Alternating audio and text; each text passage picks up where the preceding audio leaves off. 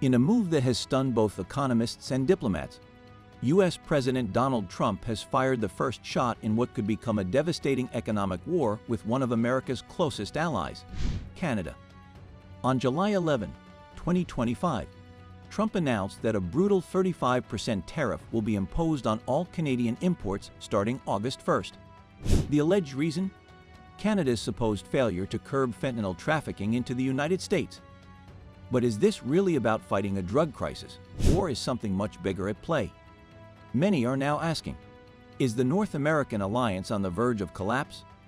Before we dive in, make sure to like this video, subscribe to the channel, and click the bell icon so you don't miss updates on breaking stories like this one. Trump's explosive announcement came through a post on his Truth social platform, where he also issued a chilling warning to other U.S. trading partners. If they don't renegotiate trade deals by July 21, they too could face 15% to 20% tariffs. These sweeping measures mark a dramatic shift in the president's trade policy and signal a return to the hardline economic nationalism that defined his earlier administration. For Canada, the implications are profound. Trade is the backbone of its economy, and about 3/4 of Canadian exports go directly to the U.S. if these tariffs go into effect. The ripple effects could cripple Canadian industries, raise prices for American consumers, and strain the very foundation of North American cooperation. This isn't the first time Trump has used trade as a weapon. During his 2017 to 2021 term, he launched a trade war against China, slapped tariffs on European steel, and threatened Mexico over immigration. But targeting Canada, a long-standing ally and economic partner, signals a new level of unpredictability. And the justification? Fentanyl trafficking. According to Trump, Canada has failed to stop the flow of this deadly drug into the United States, a claim many experts immediately challenged. Let's look at the facts. Fentanyl is one of the deadliest synthetic opioids in the world, responsible for tens of thousands of overdose deaths annually in the U.S., but multiple reports, including from U.S. Customs and DEA data, show that less than 0.2% of seized fentanyl originates from Canada. The overwhelming majority comes from China, often trafficked through Mexico. So why point the finger at Canada? Critics say it's a smokescreen, a convenient excuse for what is actually a political and economic power play. Trump didn't stop at the fentanyl narrative.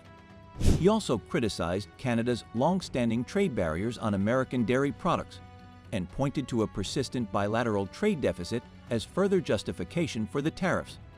But the dairy dispute, though real, has been a thorn in U.S.-Canada trade for decades, and one that has been previously addressed in negotiations under the USMCA.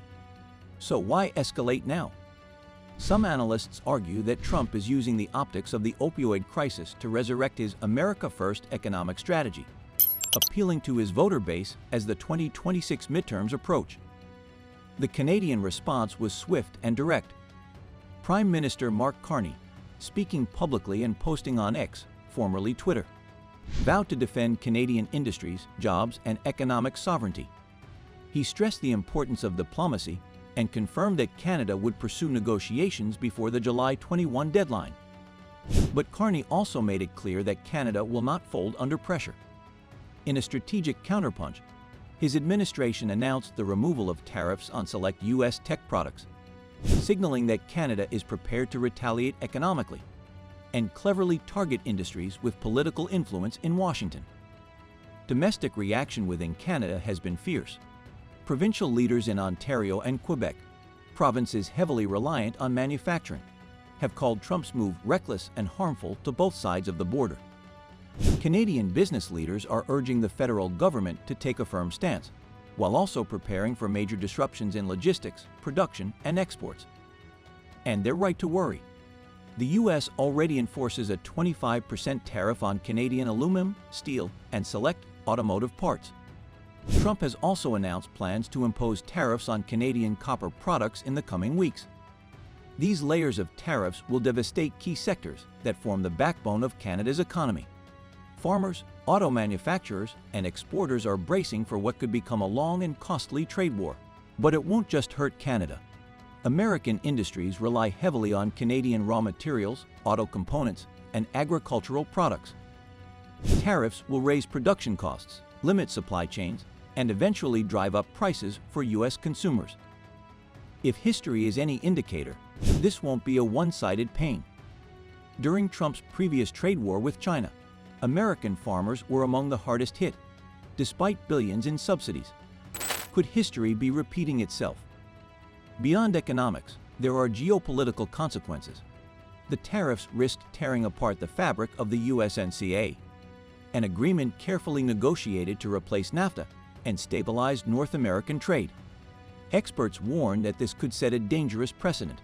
If major trade deals can be ignored or overruled at will, how can any partner trust future U.S. agreements?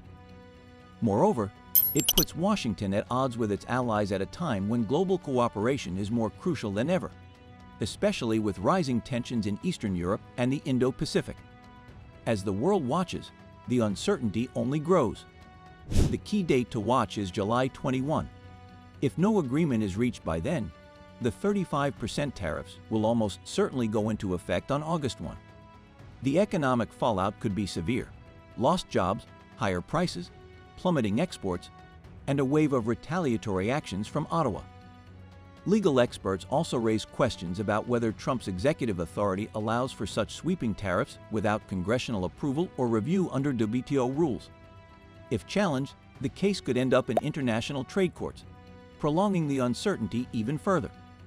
All of this begs the question: is this about fentanyl, or is it about power?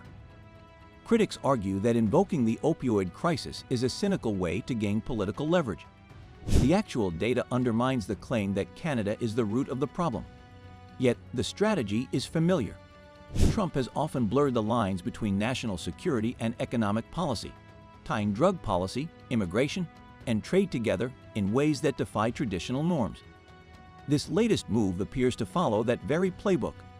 So what happens now? Will Canada escalate its retaliation or seek international mediation? Can U.S. businesses convince Trump to reconsider before long-term damage is done? And how will voters react if consumer prices begin to climb and industries suffer in both countries? The world is watching, because the outcome of this standoff could reshape not only the future of U.S.-Canada relations, but the entire global trade order. What do you think? Is this the beginning of a justified crackdown, or just political theater dressed as policy? Should Canada fight back harder or try to de-escalate? Let us know your thoughts in the comments below. And if you found this breakdown helpful, make sure to like this video, subscribe to our channel, and turn on notifications for more deep dives into international affairs, political decisions, and economic flashpoints. Stay informed and stay sharp.